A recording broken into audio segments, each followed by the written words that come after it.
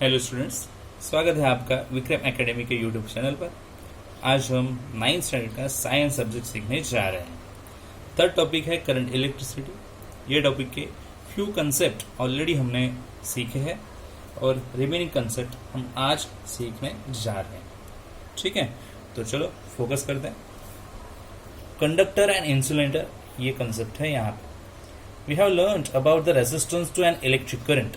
We can divide substance into conductors and insulators. Insulators and bad conductors. Conductors, those substances which have very low resistance are called conductors. ऐसे substance जिनका resistance बहुत low है उन्हें conductors कहेंगे. Current can flow easily through such material. ऐसे material से current easily flow होगा तो होंगे conductors. Insulators क्या होंगे? Those substances which have extremely high resistance. ऐसे सब्सटेंस जिसमें इलेक्ट्रिसिटी फ्लो होने के लिए ज्यादा रेजिस्टेंस होगा, through which current can not flow, are called insulators. जिनमें करंट फ्लो नहीं हो सकता वो होंगे इंसुलेटर्स. तो यहां से हमें ओनली डेफिनेशन मिलेगा, कंडक्टर्स किसे बोलेंगे और इंसुलेटर किसे बोलेंगे. ठीक है, make a list of conductors and insulators you are see around you. आपके अराउंडिंग में सो मेनी थिंग्स ऐसी है जो कंडक्टर्स होगी या फिर इंसुलेटर्स, आप उनकी लिस्ट बना सकते हैं. ठीक है, next concept is system of resistors and effective resistance. Resistor is two ended component having given amount of resistance between its two ends. तो रेसिस्टर क्या होगा? ये दो एंडेड कंपोनेंट होगा जिसमें रेसिस्टेंस कितना है दो एंड्स में ये बताया रहेगा. In several electrical devices a number of resistors are connected together in different ways. ऐसे बहुत से इलेक्ट्रिकल डिवाइसेस हैं जिनमें रेसिस्टर्स कनेक्ट करने के तरीके अलग अलग होंगे.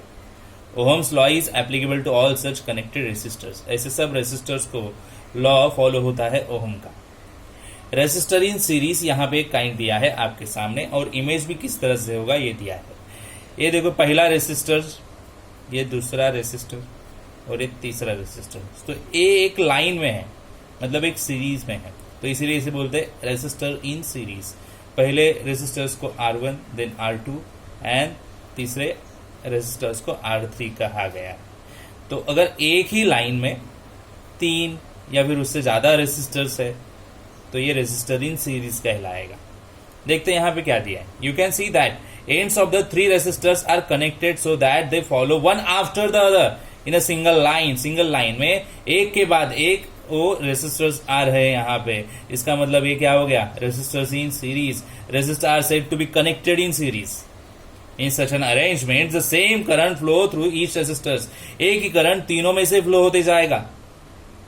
The value of the current is I and the potential difference between C and D. C से लेके D तक जो पोटेंशियल डिफरेंस है वो V कहलाएगा.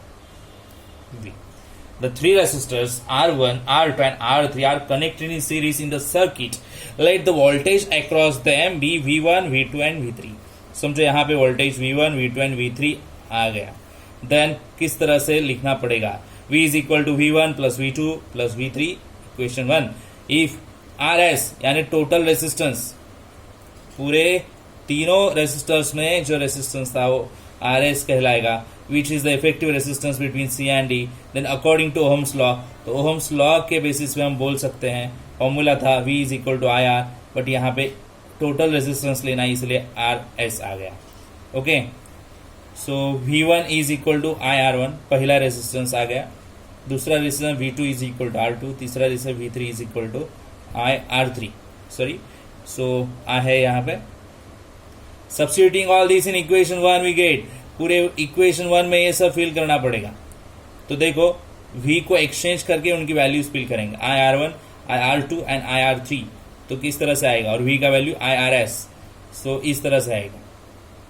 और फिर I कॉमन है, यहाँ से I चला गया from all the equation and बचेगा RS is equal to total resistance is equal to R1 plus R2 plus R3.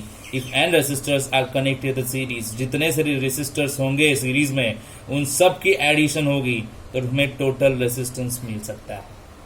ठीक है, तो ये पॉइंट हमने सीखा यहाँ पे, resistor in series. Now next, if resistors are connected to in series the same current flows through each resistor. हर एक रेसिस्टर से एक ही करंट फ्लो होगा. The effective resistance of the resistor is equal to the sum of their individual resistance, और जो भी effective resistance होगा ऑल रेसिस्टर्स का इक्वल होगा उनकी टोटल पे.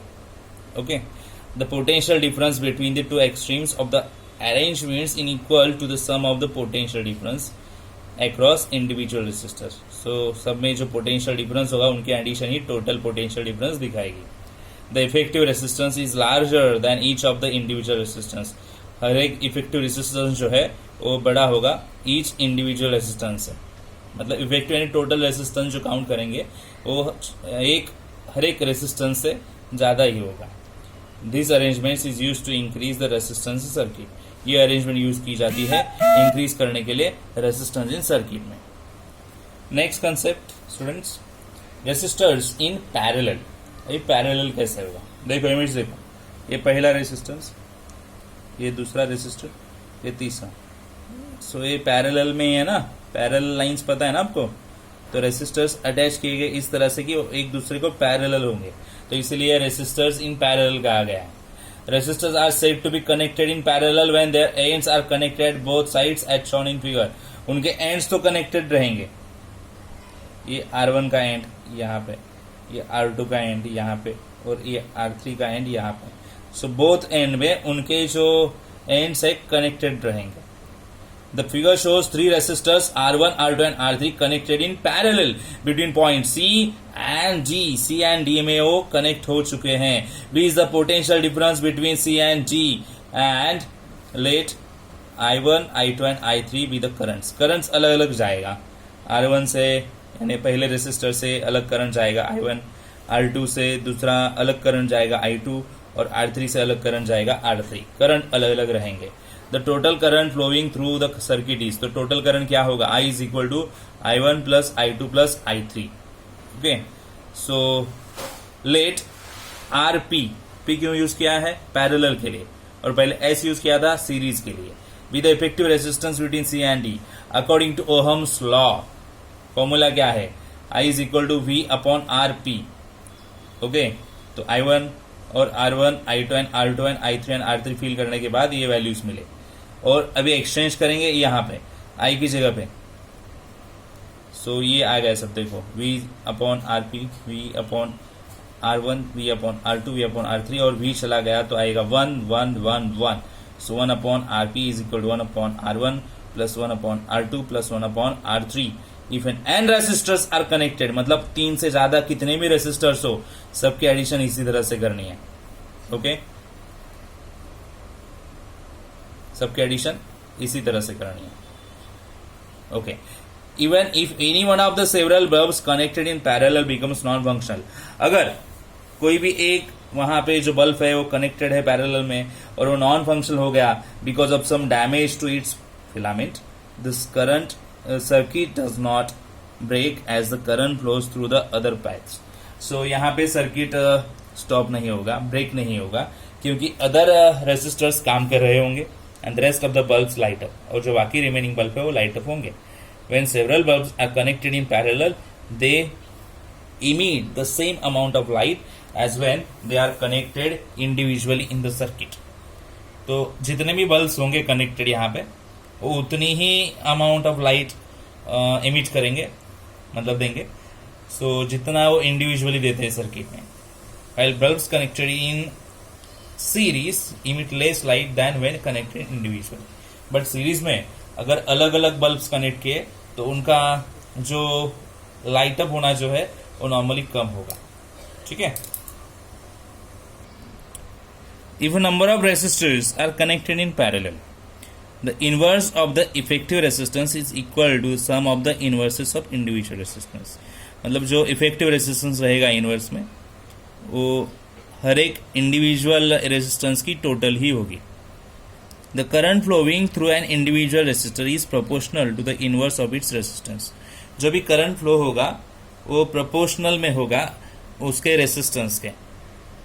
The total current flowing through the circuit is the sum of the currents. और total current कितना होगा? तो ऑल रेसिस्टर्स के करंट की total. The potential difference across all resistors is the same. जो भी पोटेंशियल डिफरेंस होगा वो सेम ही होगा सब रेसिस्टर में. The effective resistance of resistors connected in parallel is less than the least resistance of individual resistors. Effective resistance जो रहेगा parallel connection में वो थोड़ा कम होगा जितना होगा individual resistors. This arrangement is use to reduce the resistance in circuit. ये arrangement जो है यूज की जाएगी रेसिस्टेंस इन सर्किट में रिड्यूस करने के लिए। Okay, next concept, fuse wire. Fuse wire is use to protect domestic appliances. Fuse wire use की जाती है डोमेस्टिक अप्लायंसेस प्रोटेक्ट करने के लिए। It is made of mixture of substance and has a specific melting point. सो एक specific mixture से बना है और इसका स्पेसिफिक मेल्टिंग पॉइंट भी है। It is connected in series to the electric appliances. ये सीरीज में कनेक्ट होगा अप्लायंसेस को। If for some reason the current in the circuit increases, अगर किसी वजह से सीरीज में करंट इंक्रीज हो गया, the fuse wire gets heated up. Fuse wire heat होगा और मेल्ट होगा, द सर्किट गेट्स ब्रोकन, और सर्किट जो है वो ब्रोक होगा और इसकी वजह से करंट फ्लो होना स्टॉप हो जाएगा। अगर सर्किट ब्लो हो गया तो करंट फ्लो होगा नहीं। So this protect the appliance, और अप्लायंस प्रोटेक्ट हो जाता है। This wire is fitted in a groove in a body of porcelain. So ये वायर जो है फिटेड की जाती है जो ग्रूव होगा वहाँ पे, लाइक नॉन कंडक्टिंग मटेरियल। जैसे for domestic use, fuse wire with upper limit of 1 ampere, 2 ampere, 3 ampere, 4 ampere, 5 ampere and 10 ampere are use. तो अपर लिमिट वाली फ्यूज वायर यहाँ पे यूज होगी डोमेस्टिक यूज में, और ये नॉन कंडक्टिंग मटेरियल से बनी रहेगी, यानी बॉडी ऑफ पोर्सिलिन बोले यहाँ पे। सो उसकी बॉडी जो है नॉन कंडक्टर होगी, और जब ज़्यादा हीट वहाँ पे होगी तो उसका मेल्टिंग पॉइंट तक वो पहुँचेगा तो ब्रोक होगा और वहाँ से इलेक्ट्रिसिटी फ्लो होना बंद हो जाएगा। इस तरह से अगर इलेक्ट्रिसिटी बंद हो गया तो हमारा जो अप्लायंसेस है वो डैमेज होने से बच जाएगा। ठीक है, तो फ्यूज वायर यहाँ पे पॉइंट दिया था। नेक्स्ट पॉइंट है जो हमें पता होना चाहिए, precautions to be taken while using electricity. तो इलेक्ट्रिसिटी जब हम यूज कर रहे हैं तो कुछ प्रिकॉशंस लेनी जरूरी है। तो क्या प्रिकॉशंस हम लेंगे? Electric switches and sockets should be fitted at a height eight which small children can not reach and put pins और नेल्स इनसाइड। तो इलेक्ट्रिकल स्विचेस और सॉकेट जो है इतनी ऊंचाई पे फिट करनी चाहिए कि स्मॉल चिल्ड्रंस के हाथों तक वो ना पहुंचे, या फिर वो उसमें पिन ना डाले या फिर नेल्स ना डाले। Plug wire should not be pull while removing a plug from it socket. और प्लग वायर जो है वो खींचनी नहीं चाहिए वहां से जब वो प्लग सॉकेट से कनेक्टेड रहेगी। Before cleaning and electrical appliances it should be switch off. अगर कोई भी इलेक्ट्रिकल अप्लायंसेस आप क्लीन कर रहे हो तो स्विच ऑफ होना जरूरी है। It's plug remove from the socket, और उसका प्लग जो है वो रिमूव होना जरूरी है प्लग सॉकेट से। One hand should be dry while handling an electrical appliances. एक हैंड जो है वो ड्राई होना चाहिए इलेक्ट्रिकल अप्लायंसेस जब हम हैंडल कर रहे हैं तब। As far as possible one should use footwear with rubber soles. और जितना पॉसिबल हो आप ऐसा फुटवेयर यूज करो जो रबर सोल से बना हो जब हम इलेक्ट्रिकल अप्लायंसेस यूज कर रहे हैं। As rubber is an insulator, क्योंकि रबर ये इंसुलेटर है। It prevents the current flow from flowing through our body, और इसकी वजह से करंट हमारे बॉडी से फ्लो नहीं होगा, देयर बाय प्रोटेक्टिंग इट, और ऐसे ही हम प्रोटेक्ट हो सकते हैं। If a person gets an electric shock, अगर किसी पर्सन को इलेक्ट्रिकल शॉक मिला है, you should not touch that person. तो आप वो पर्सन को टच ना करो तभी जब किसी पर्सन को शॉक मिल रहा है, और तब आप उसे टच ना करो।